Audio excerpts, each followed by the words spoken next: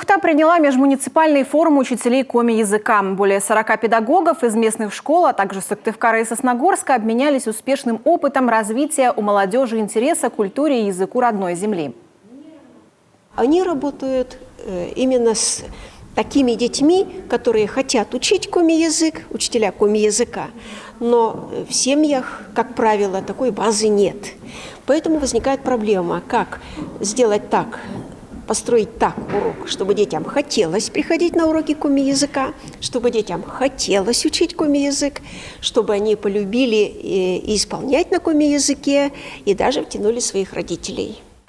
Участники форума работали на 3 секциях. Это уроки коми-языка для 3 класса, классный час по гражданско-патриотическому воспитанию и занятия внеурочной деятельностью.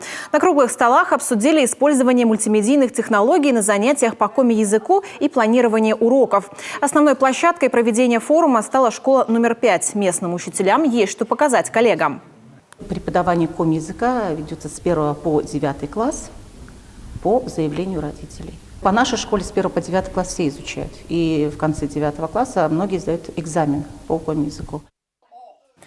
Также в Ухтинской школе номер 5 реализуется уникальный проект «Школа с этнокультурной направленностью». Внимание не только к коми-культуре. Ученики с интересом изучают традиции других народов, проживающих в республике.